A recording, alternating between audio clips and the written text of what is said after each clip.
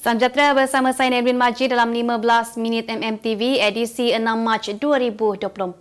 Kita ke berita utama. Bekas pengerusi Felda Tan Sri Muhammad Isa Abdul Samad hari ini dilepaskan dan dibebaskan daripada 9 tuduhan rasuah membabitkan pembelian mereka Palace Hotel and Suites di Kuching, Sarawak 9 tahun lalu. Panel 3 hakim diketuai Datuk Wazir Alam Aidin Mira yang bersidang bersama-sama Datuk Ahmad Zaidi Ibrahim dan Datuk SM Komati Supiah turut mengetepikan hukuman penjara 6 tahun dan denda 15.45 juta ringgit yang dikenakan terhadap bekas Menteri Besar Negeri Sembilan itu sebelum ini. Panel terbabit memutuskan demikian selepas mendapati Hakim Mahkamah Tinggi telah terkilaf apabila menerima keterangan saksi pendakwaan ke-21 Muhammad Zahid Mat Arif yang ketika itu pegawai khas politik Muhammad Isa. Pada 3 Februari 2021, Mahkamah Tinggi Kuala Lumpur mensabitkan Muhammad Isa 74 tahun atas 9 pertuduhan rasuah bernilai 3 juta ringgit berkaitan pembelian Merdeka Palace Hotel and Suites di Kuching, Sarawak oleh Felda. Beliau didakwa menerima rasuah berjumlah RM3.090.000 daripada Ikhwan menerusi Muhammad Zahid sebagai tanda terima kasih bagi membantu meluluskan pembelian hotel oleh FICSB pada harga RM160 juta. Lembaga Kemajuan Tanah Persekutuan Felda mengalami kerugian bersih berjumlah RM1.005 bilion pada tahun 2022. Ketua Audit Negara Datuk Wan Suraya Wan Muhammad Rozi berkata masalah tersebut berterusan berdasarkan tahap kebergantungan dan hutang agensi itu kepada bantuan kerajaan sama ada dalam bentuk geran, pinjaman atau jaminan. Menurutnya lagi, Felda juga didapati mempunyai kedudukan tunai dan kesetaraan tunai yang rendah berbanding kerugian dengan nilai RM0.808 bilion berakhir 31 Disember tahun 2022. Perkara itu dinyatakan dalam laporan Ketua Audit Negara LKAN mengenai penyata kewangan agensi persekutuan tahun 2022 yang dibentangkan di Dewan Rakyat hari ini. Sementara itu, Felda mempunyai komitmen bayaran balik kemudahan pembiayaan tawaruk kepada sebuah syarikat Menteri Kewangan diperbadankan sejumlah RM50 juta setahun bagi tempoh 5 tahun mulai tahun 2024. Selain itu, Perbadanan Prima Malaysia juga turut mengalami kerugian bersih berjumlah RM0.25 juta bilion, manakala liability berjumlah RM5.746 bilion. Kementerian Dalam Negeri KDN mengakui gaji dan allowance sara hidup anggota polis masih pada tahap rendah dan tidak memadai khususnya yang menetap di bandar besar. Timbalan Menteri Dalam Negeri Datuk Seri Dr. Samsul Anwar Nasarah berkata, susulan itu kerajaan melakukan penstrukturan gaji dan allowance melibatkan semua anggota perkhidmatan awam serta kajian untuk membabitkan emolumen anggota polis. Beliau berkata demikian bagi menjawab soalan tambahan Datuk Muhammad Isa mengenai tindakan KDN dalam usaha menaikkan kadar allowance sara hidup anggota polis yang disifatkan masih rendah dalam sesi pertanyaan lisan di Dewan Rakyat hari ini. Samsul berkata buat masa ini allowance sara hidup anggota polis diberi mengikut lokasi penempatan mereka iaitu pada kadar RM200 hingga RM350 sebulan. Katanya kerajaan sedar kadar itu rendah dibandingkan kos sara hidup semakin tinggi terutama di bandar besar seperti Kuala Lumpur dan Johor Bahru. Dalam pada itu, Samsul berkata KDN akan sentiasa mengkaji dan anggota polis akan menerima pergerakan gaji tahunan apabila genap setiap tahun perkhidmatan. Kementerian Pendidikan KPM bercadang untuk mewujudkan kelas prasekolah di semua institusi di bawah kementerian itu bermula minggu depan. Menteri Pendidikan Fadlina Siddiq berkata bagaimanapun cadangan itu akan dilakukan secara berperingkat berdasarkan permintaan, keperluan dan keupayaan terhadap komitmen KPM. Tambahnya, sebaik 129 kelas prasekolah ditambah pada tahun ini menjadikan jumlah keseluruhan 9,909 di negara bagi memberi peluang kepada lebih ramai murid mendapat pendidikan peringkat awal.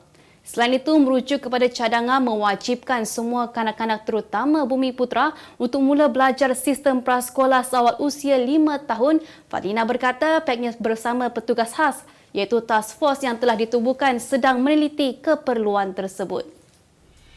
Utusan Malaysia dan Cosmo melancarkan satu lagi produk terbaru.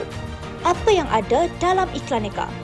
Ia adalah platform yang tepat dan efektif untuk mengiklan antaranya pelbagai jenis notis, cautan kosong, hartanah, tender, kenderaan, mencari wali atau waris dan pelbagai lagi. Apa yang anda cari? Semuanya ada di sini. 2 dalam 1. Layari iklaneka.utusan.com.my. Sebanyak 90% rangka itu dipercayai milik Bella. Mohon doakan agar anggota lain turut dapat ditemui. Itu kenyataan Nur Hisham Samsusah, kakak kepada arwah Mila Sharmila, susulan penemuan rangka manusia dipercayai milik adiknya yang mati dibunuh pada 14 Disember 2023. Nur Hisham, 37 tahun, berkata selepas perkara tersebut dimaklumkan oleh pihak polis semalam berikutan penemuan rangka bampiran rumah terbengkalai di lorong Imam Jailani, Kampung Batu 7 di Jalan Tongkang pecah pada 20 Februari lalu.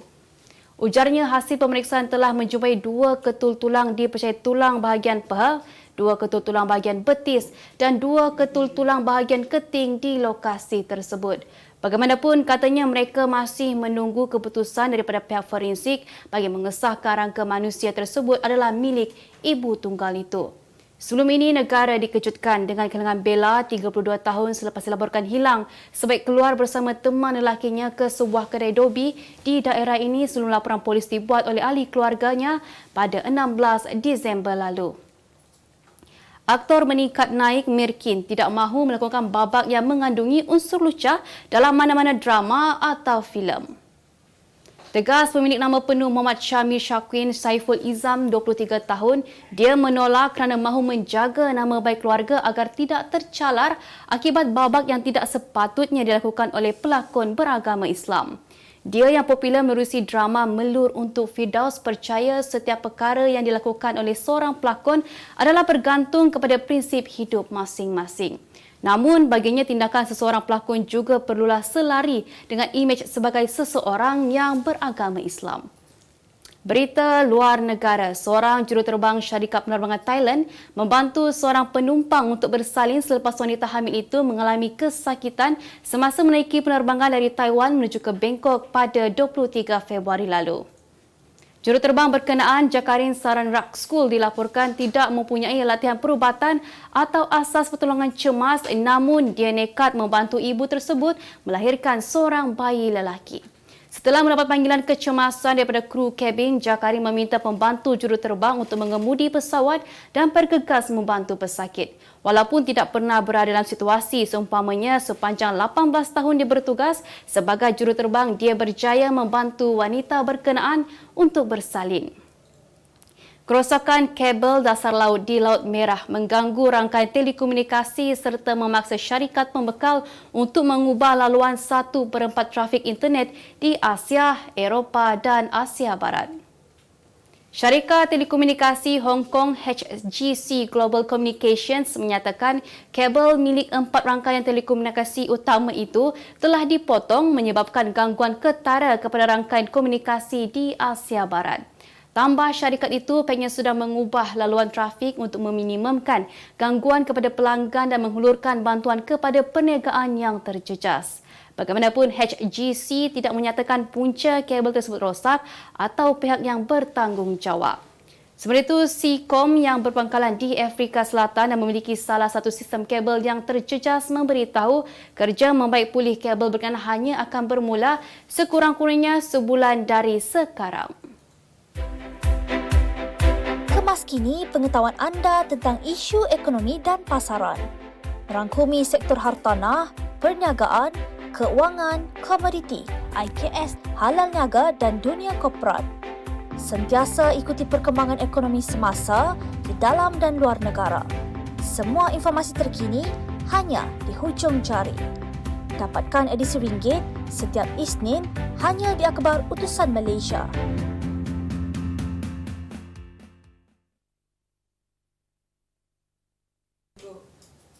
Segmen Halal Niaga minggu ini, Al-Fitri Texture menawarkan produk busana batik dari Borneo yang selesa dan mampu milik buat pelanggan. 3 tahun beroperasi di Shah Alam, busana ini memiliki keunikan tersendiri iaitu daripada segi corak, rekaan dan warna. Malah ia juga sesuai dikayakan oleh lelaki mahupun perempuan secara harian. Ada lebih daripada 4 kita punya core produk kita, tapi yang paling top dekat sini adalah baju batik bangsawan kita, baju ready to wear, which is baju yang tidak perlu digosok dan senang dijaga, insyaAllah. Antara keistimewaan di Al-Fitri Textures, pelanggan boleh membeli kurta yang bercorakkan batik. Core cabaran kita ni sebenarnya adalah dari segi customer itu sendiri ataupun festive season, seasonal punya produk. Tapi kita cubakan untuk counter dan bagi orang pakai baju batik kita setiap hari berbanding hanya pada setiap ataupun fokus pada satu season saja. Itu kita punya masalah sebenarnya lah. Fokus baju batik ni kebanyakannya orang pakai bergantung kepada tempat ataupun waktu tertentu saja. Tapi kita cuba untuk counter dan kita akan bagi orang pakai setiap hari produk kita, insyaAllah.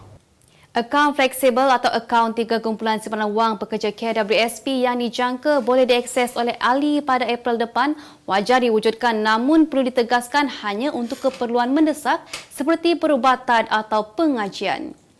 Penganalisis ekonomi Profesor Malia Dr. Abu Sofyan Yaakob berkata bahagian caruman bagi akaun tersebut juga perlulah tidak melebihi 1/3 atau 1/4 daripada keseluruhan caruman bulanan.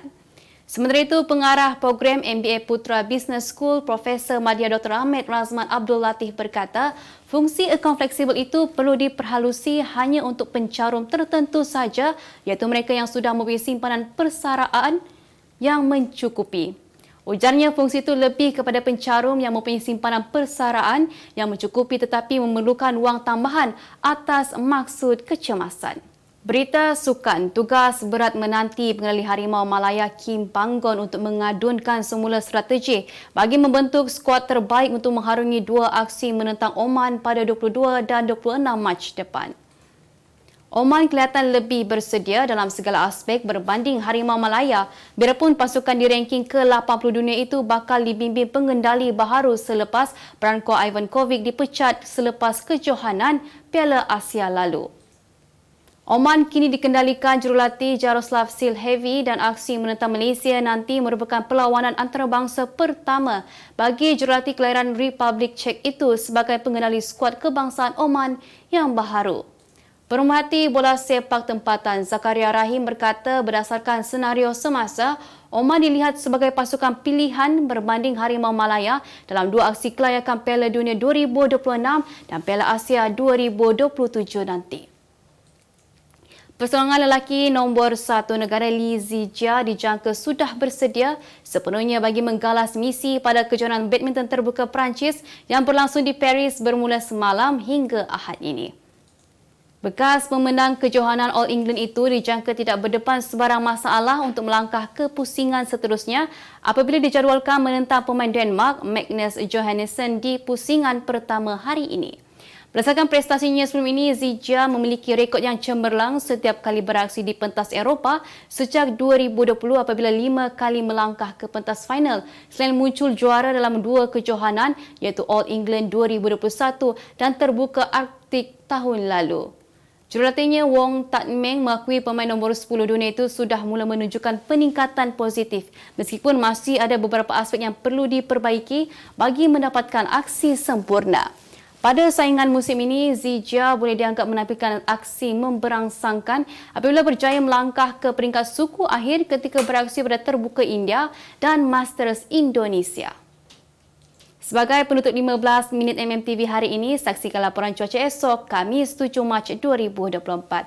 Jangan lupa dapatkan akhbar utusan Malaysia dan Kosmo untuk berita-berita terkini dan menyeluruh. Sekian sahaja daripada saya, Nevlin Majil. Salam sejahtera dan jumpa lagi.